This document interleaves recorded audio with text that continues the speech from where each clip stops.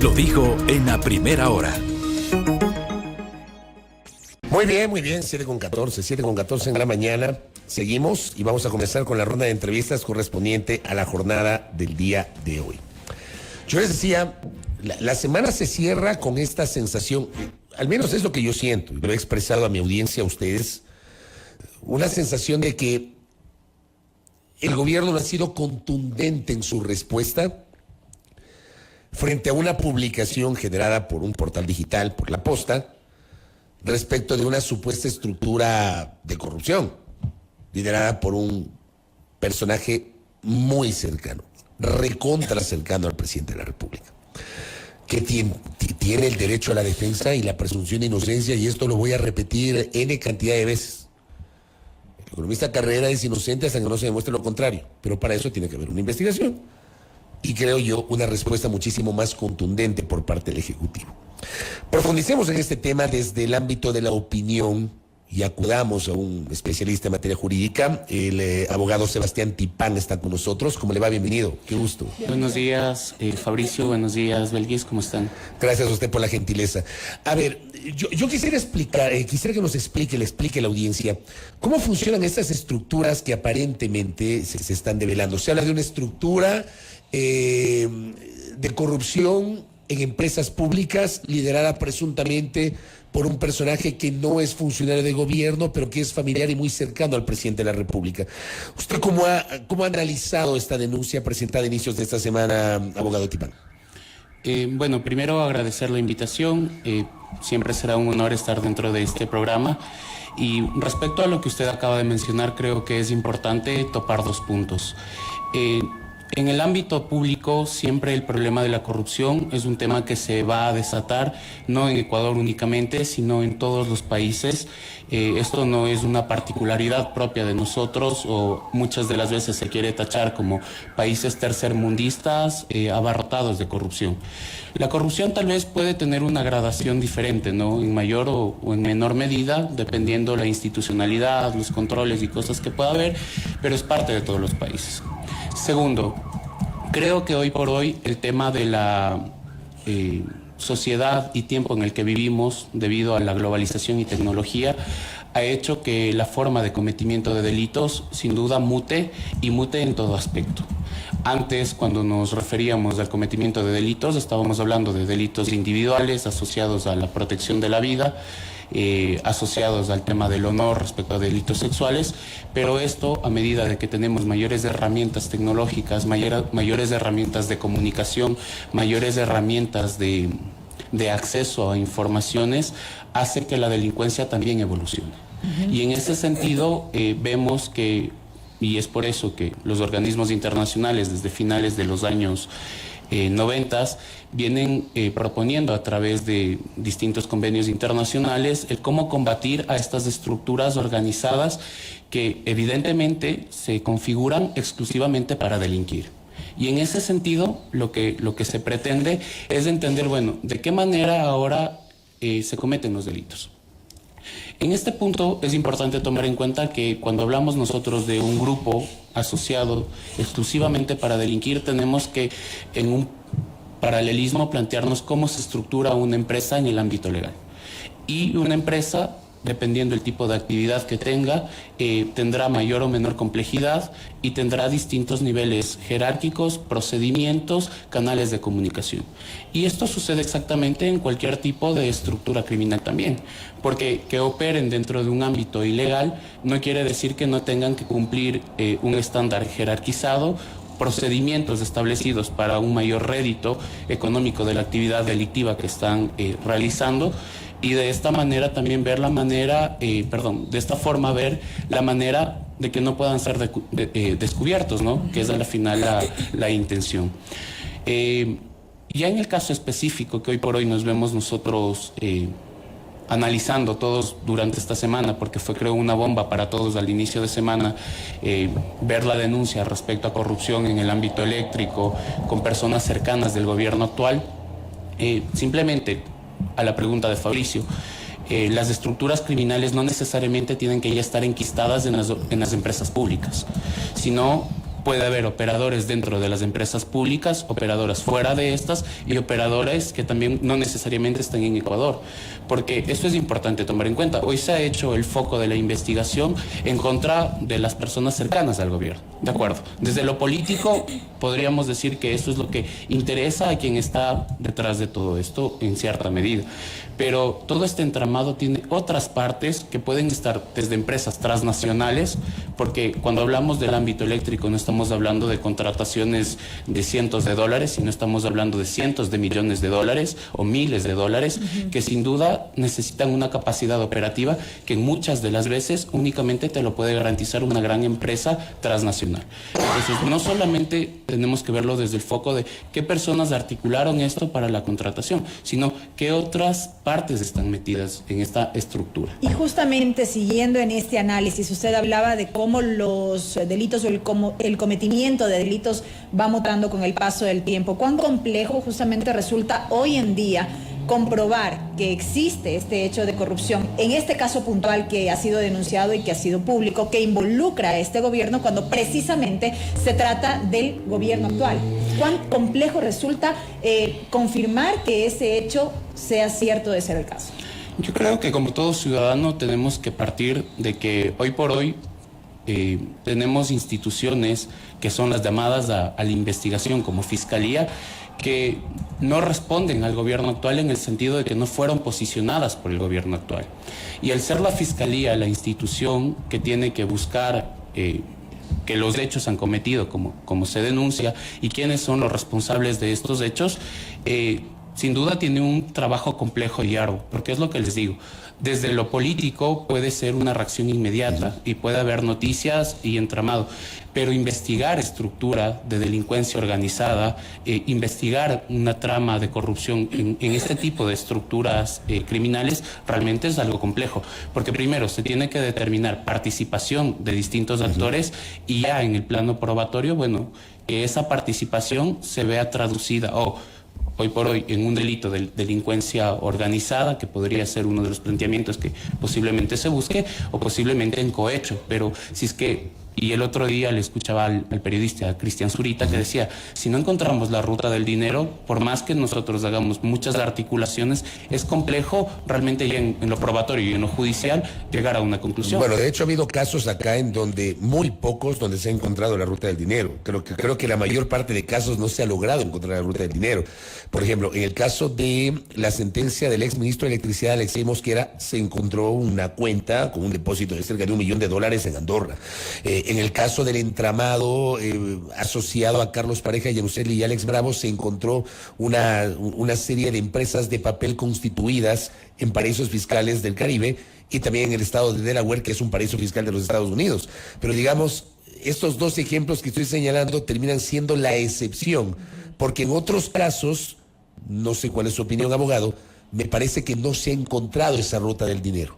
Sí, pero es justamente el por qué hoy por hoy los cuerpos normativos o los países han incorporado estos delitos de criminalidad organizada traducidos en Ecuador, por ejemplo, en lo que es la delincuencia organizada o la criminalidad organizada como lo manejan en España, por ejemplo. Porque claro, es tan complejo determinar la participación o la ruta del dinero, por ejemplo, en el cohecho, y es mucho más fácil investigar la participación en una macroestructura que está configurada para el cometimiento de delitos. Pero aún así, ¿cuál es el deber de Fiscalía si es que se va a ir por este tipo penal en específico?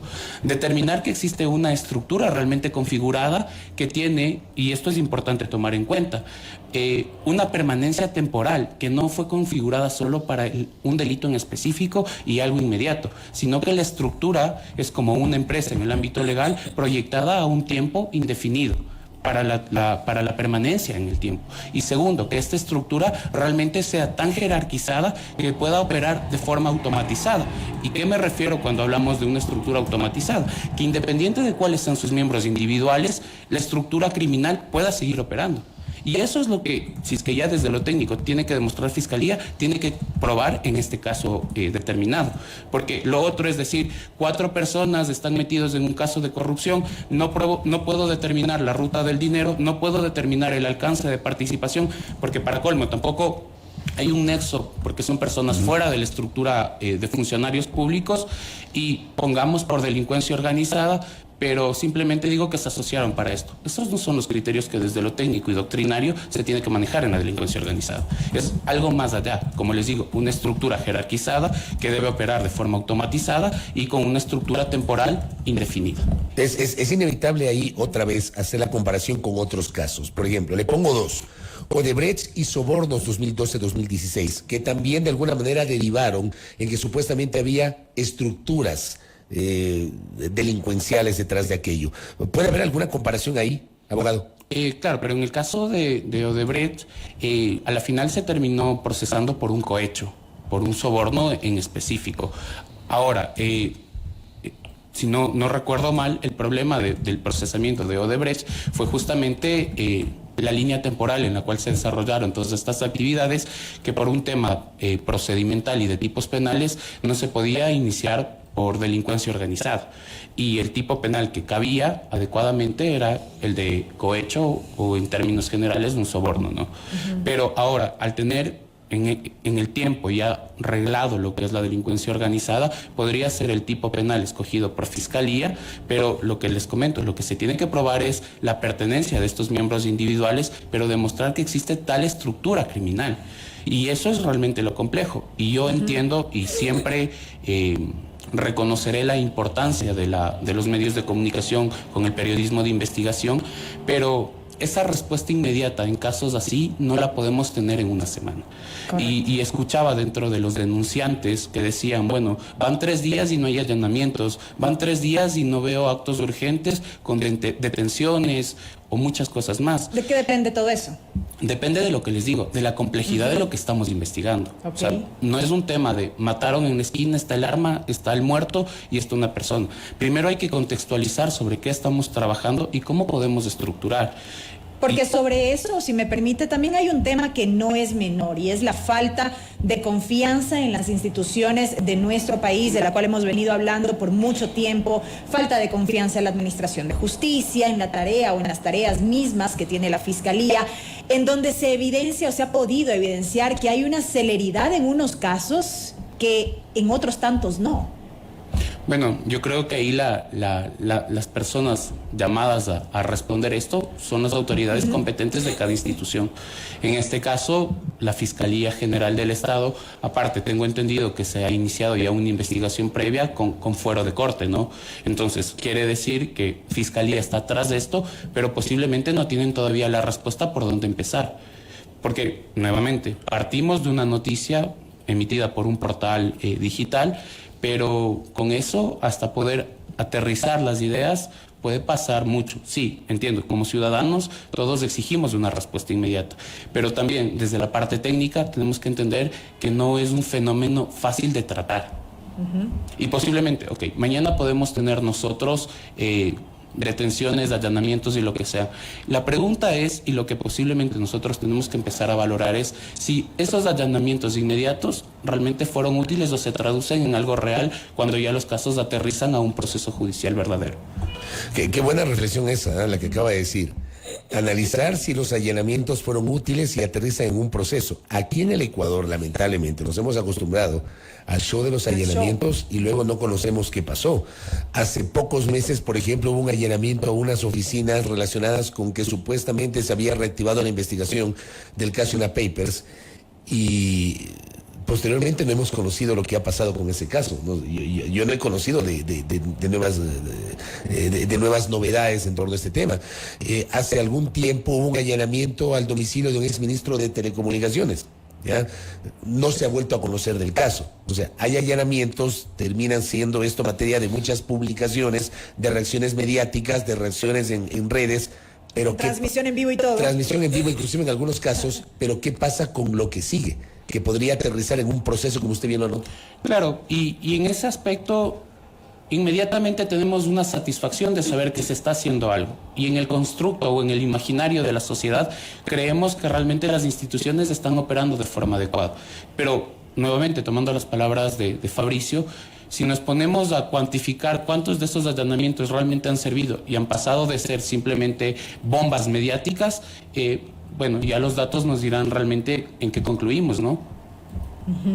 Este tema ha merecido el análisis por parte de la Asamblea Nacional como parte de su rol fiscalizador. ¿Cuánto puede aportar en medio de todo este proceso que se busca impulsar?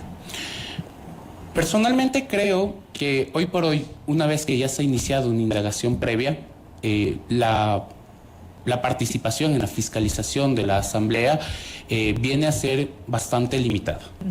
Más viene a tener ya un peso desde lo político de no dejar que la investigación, como dice Fabricio, desaparezca dentro de 2 semanas o todos nos olvidemos dentro de 3 semanas. Y esa creo que viene a ser la verdadera participación de la Asamblea. Hacer que esto, desde la fiscalización, sobre que la investigación continúe. Pero sobre los hechos en sí mismo, me mantengo en el punto, tiene que hacerse con técnicas especializadas de investigación. Y eso la Asamblea no lo tiene. Eso tiene la Fiscalía a través de sus organismos y es la única llamada a desde lo técnico determinar participantes y el alcance de los hechos. ¿De acuerdo? Entonces la Asamblea lo que tiene que hacer es fiscalizar que esto no se duerma o en los laureles de esta semana. Pero en el ámbito de su competencia. Exactamente. Que es netamente político. Totalmente. De ahí, en lo técnico, como decía, para mí, hoy por hoy, la pelota está en la cancha de la Fiscalía General del Estado. Correcto, abogado, gracias por el tiempo, por la gentileza. Muchas gracias a ustedes. Por sus aportes para la discusión jurídica, porque esa era la idea, conocer un poco cómo funcionan estas estructuras y por supuesto estamos expectantes de saber cuál es el avance de la Fiscalía General del Estado en torno a este tema. Le agradecemos a Sebastián Tipán, quien es jurista, abogado, quien ha estado con nosotros para hablar de este que ha sido el tema de la semana, que tiene que ver justamente con la presentación de una denuncia pública en el portal digital La Posta, en la que se ha hablado de una supuesta estructura de corrupción alrededor de las empresas públicas, particularmente las eléctricas, CENEL y SELEC, presuntamente liderada por el cuñado del presidente de la República, el economista Danilo Carrera Druet, sobre quien el presidente de la República no ha dado ningún tipo de respuesta contundente esta semana. Lo que ha dicho el jefe de Estado es defender a su familiar, al economista Danilo Carrera, con quien tiene una relación muy cercana, pero no ha explicado con claridad cuál es justamente el rol del economista Danilo Carrera en su gobierno. Está claro que Carrera no es funcionario de gobierno, no está enrolado, ya no es que ocupa un cargo ministerial ni mucho menos, sino que se habla pues de su supuesta omnipresencia en la función ejecutiva. Primera plana, todas las noticias, todas las voces.